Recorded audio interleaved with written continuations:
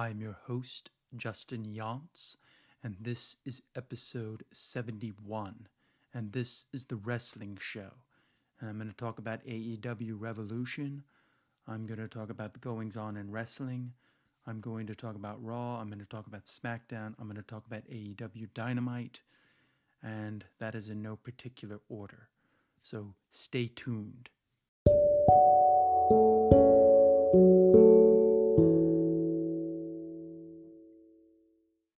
So I just downloaded Peacock, and the WWE Network is going to be on Peacock from now on, starting, I believe, Thursday. So that's going to be something interesting to see. But before that, the reason this has been delayed is because I got the vaccine. And the vaccine just took everything out of me. Now, on the regular show, I'll go into more detail about how that felt, the fever I had, and all those things. So that's a little cliffhanger there. But for this, we're just going to, talk about wrestling. So Peacock is going to be the home of the WWE Network and the hub. Problem I have with it is we found out this week that it will not be fully optimized everything over till August, which is really frustrating to me because I want the old stuff. So right now I'm trying to watch as much of the old stuff as I can because I don't know what's going to be on there. All I know is on Thursday, if they don't have a good portion of things up, there are going to be a lot of people upset and angry, and they're going to be hearing from wrestling fans all day long, and it's not going to be pretty because they're not going to be reasonable and they're not going to be happy because they made this deal without transitioning all the stuff over. Now, it took us so long to get most of this stuff, Wrestling Superstar Challenge, the ECW, all the shows, the Hardcore Revolution. Are we supposed to wait months again for that? It seems like that's what we're going to have to do, and that is frustrating to me, and it angers me because I'm like, I want to watch the old stuff, and if I can't watch the old stuff, I really don't care about the current stuff. If they tell us that, we've got the last pay-per-views for the last past pay-per-views for the past 4 years, who cares? If they don't have up to 2013, it's not good. I want all the pay-per-views. I want all the Raws. I want all the SmackDowns. I want the Nitros and I want the Thunder.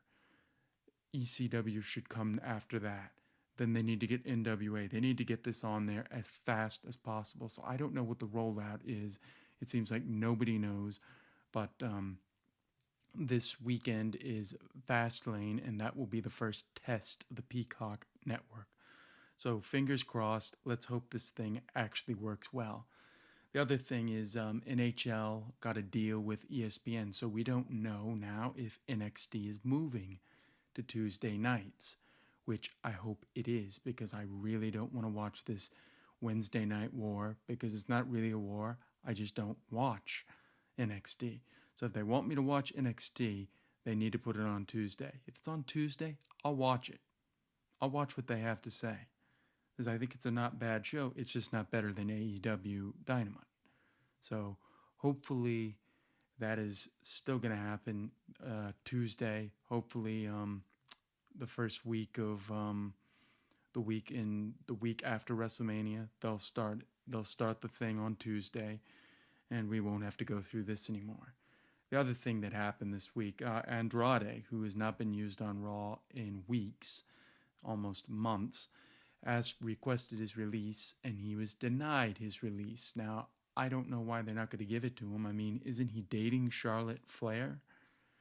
I mean, is Charlotte Flair okay with her boyfriend being denied the opportunity to wrestle? Hopefully he gets out of there, because it's just ridiculous. They're not doing anything. Let him put his mask back on. Let him be El Sombro. I can't pronounce the name. And go to New Japan and have great matches. I don't think or come to AEW and bring Zelina Vega and do that act. All I know is you can't just hold these guys hostage, not use them, and just force them to not do anything.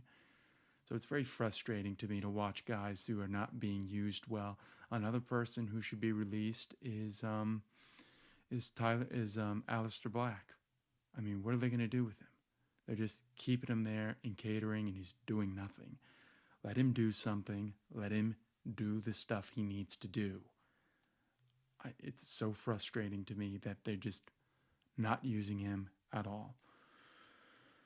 So that's about the goings on in wrestling. When we come back, I'm going to talk about AEW Revolution.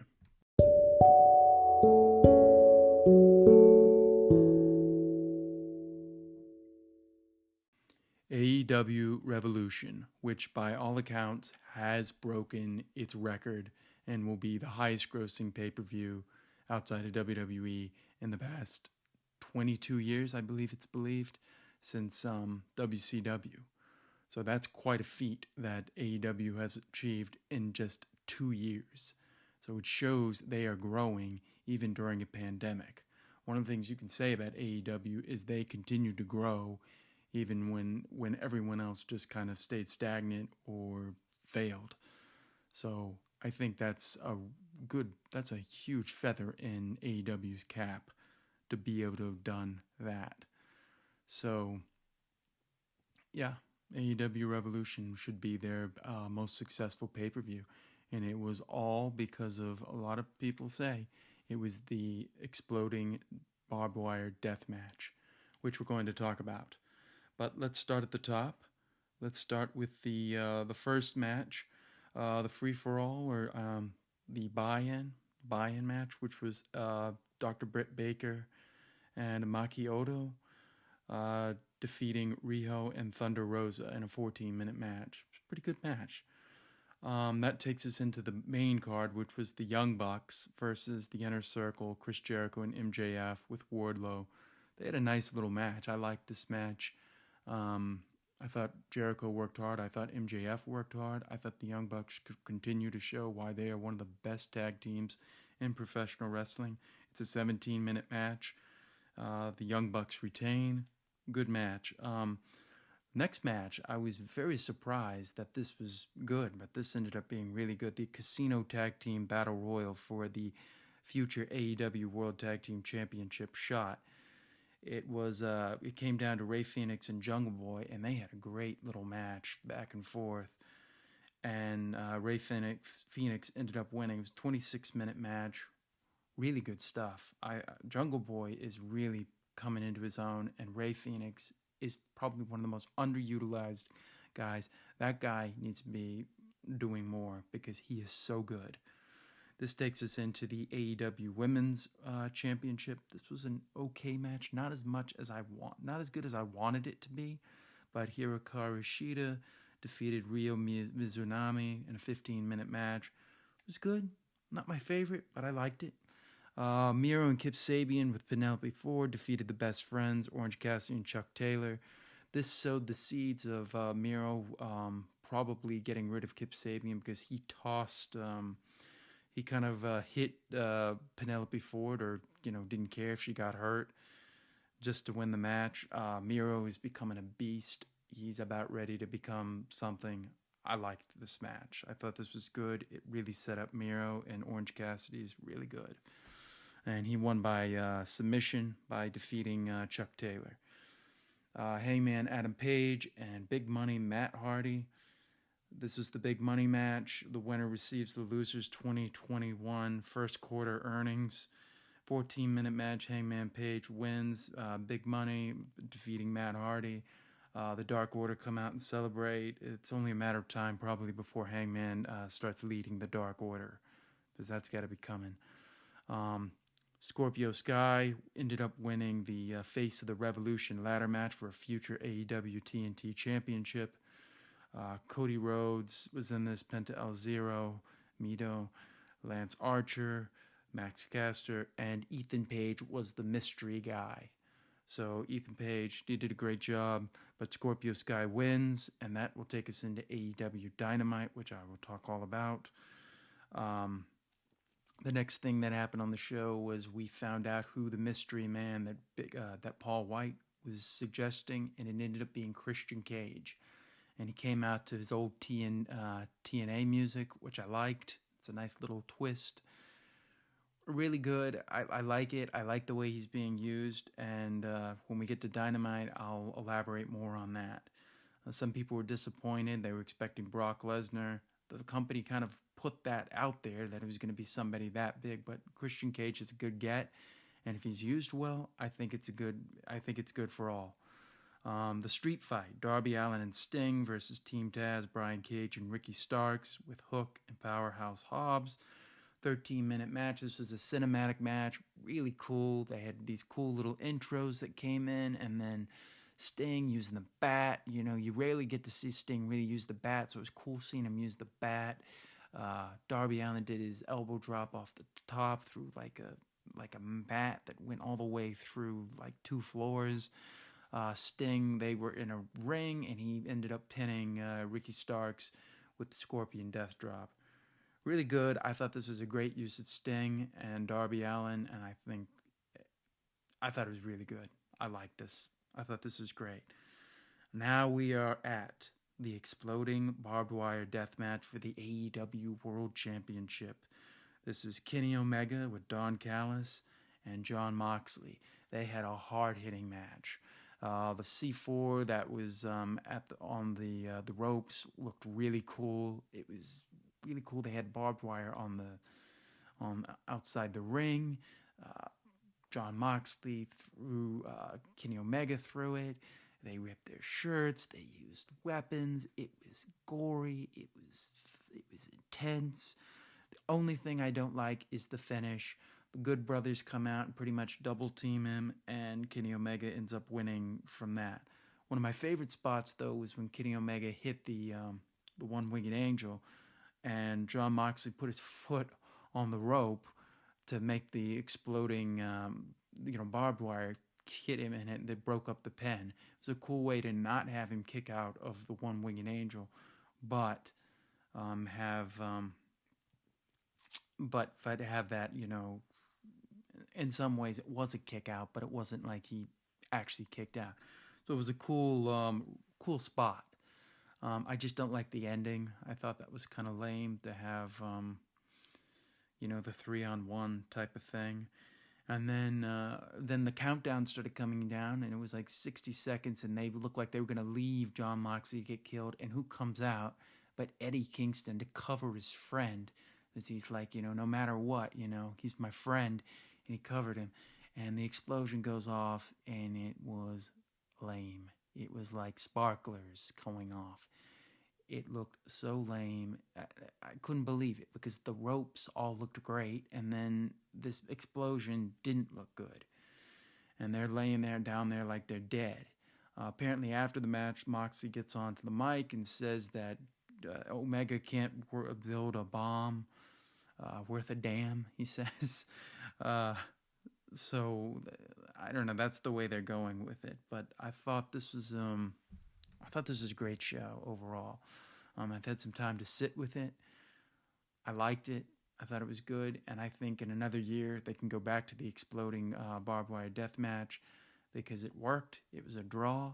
Just this time it has to work. And I think they need to put this in the video game because this has got to be like their signature match. And they need to come up with some kind of Hell in a Cell as well.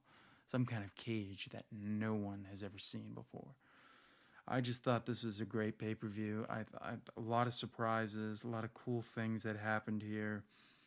I thought this was great. I had a little bit of a sour taste at the end, but after, thinking about it, I was like, okay, but everything else was great. So I say it's a thumbs-up show. I recommend watching it. Go see it. And when we come back, I'm going to talk about AEW Dynamite.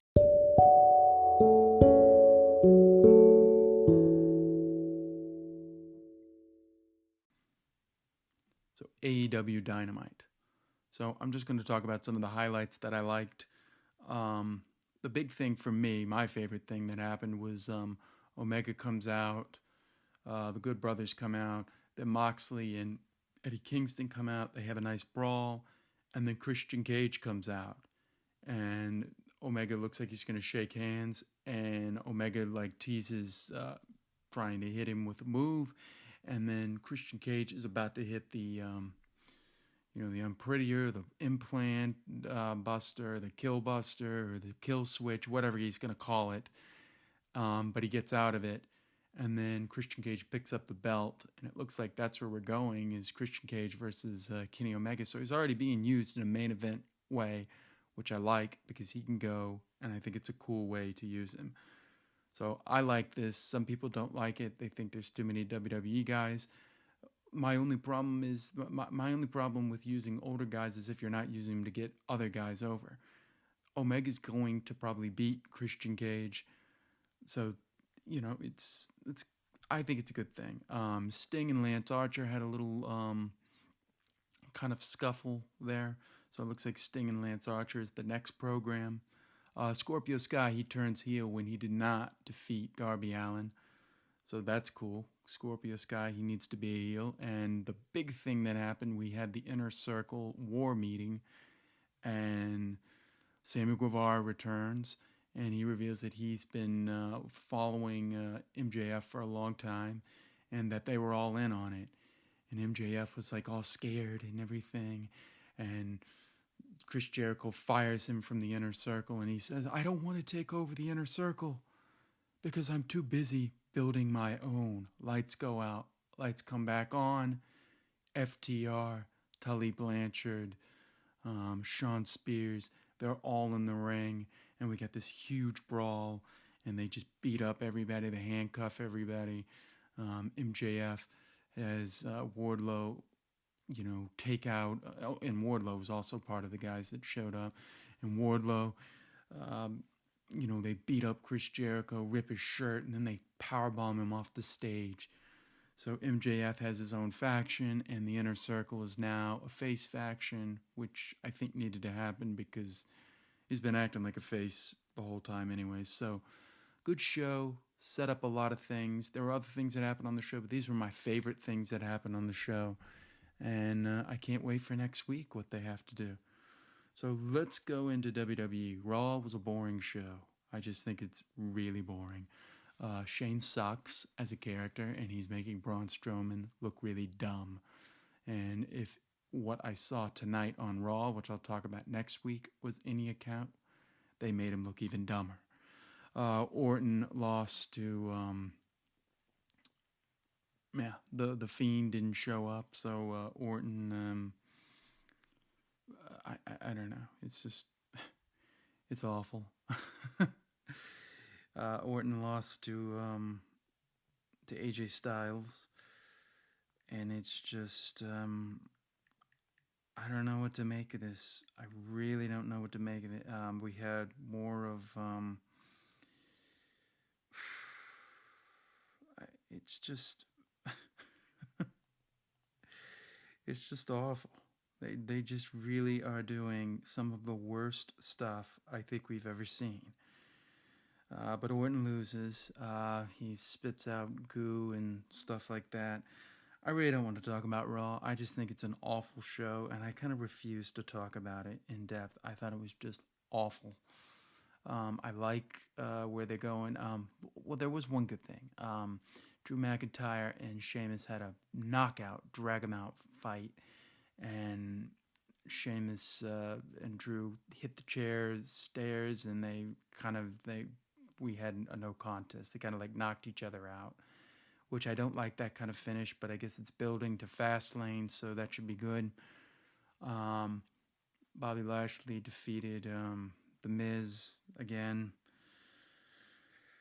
Who cares? But yeah, it looks like we're going to get Bobby Lashley and Drew McIntyre at WrestleMania. So let's talk about SmackDown. I liked this show. I'm going to talk about the main things I liked here, and those were all Daniel Bryan. Edge comes out and says he's not happy about Daniel Bryan, thinking he's better than him and stuff. He came off as very heelish here. Jey Uso was told he couldn't go into the locker room by Paul Heyman because he lost. Then we had the contract signing, and Roman Reigns didn't want to sign, so Daniel Bryan signs, and then he says, I did something that you couldn't do. I made Jey Uso give up when you couldn't, which is a really cool twist and going back to things, and it shows that, Daniel Bryan looks at history and remembers things. which is strange because we don't have that in WWE storylines. Then we had then they had like a little brawl. Edge came out and he threw Daniel Bryan out of the way. So Daniel Bryan hit him with the running knee, or as I like to call it, the yes knee. And that's how it went off the air. And it's going to be Edge versus Jey Uso. The winner gets to be the special enforcer at Fastlane. Looking more and more like Daniel Bryan's going to be involved at WrestleMania in some way, because it's too good for him not to be. I think we're looking at a triple threat match or something like that. And I hope it happens, because I really don't want to see Edge versus Roman Reigns. I just don't care. I don't think Edge looks as good as he used to. And that was about it. Some other stuff happened. Big E faced Sami Zayn. Sami Zayn lost. It's, good and bad. The Bianca Belair, Sasha Banks stuff, I don't like it. I agree with Brian Alvarez. Why can't they just be let's see who the best wrestler is? But we can't do that in WWE. We always have to have a storyline. So, I don't know. That's what happened there. So, who cares? But I'm excited for Daniel Bryan and Roman Reigns, and that should be a good match. And when The Fiend comes back, whenever The Fiend comes back, I'm assuming The Fiend comes back at Fastlane. If he's not coming back at Fastlane, I mean, how long are we supposed to wait? And he better come back with like a new look. So, there you go. And I will talk about one of my favorite Raw moments next. So stay tuned.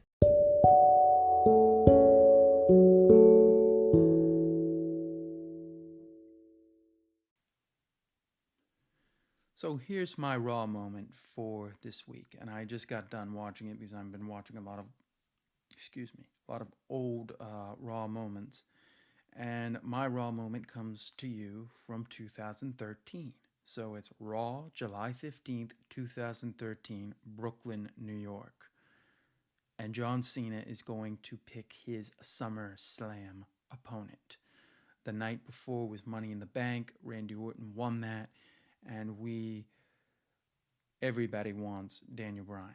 And they're kind of teasing it, and you're not sure. And they have everybody lined up on the stage, and Daniel Bryan's making jokes, saying, Great Khali. They did a backstage segment where he said something in, I believe, Hindu to the Great Khali, showing those wonderful skills that John Cena has learned, all these different languages, which hats off to him. I can't knock him for that. So Daniel Bryan, everybody wants him. You can hear the whole crowd chanting him. And Daniel Bryan goes, hey, cool it, guys. I respect the beard. I respect the beard. And then he goes, this man deserves this opportunity. And he says, I think this is going to make SummerSlam the best show of the year. And then he's like, the person I choose, and then he pauses, to defend my championship at SummerSlam. And then he pauses again. I choose Daniel Bryan. And the music hits. The crowd goes nuts. He gets like a superstar reaction. It's a Road Warrior pop. It's an Austin pop. It's huge. He comes out. Everybody's yesing. He comes out on the turnbuckle. He's yesing. Then he gets in the ring, and he's standing nose to nose with John Cena, and he's doing the yes chant to his face while he's holding up the WWE Championship. What a great way to set it up. This has been building for a long time.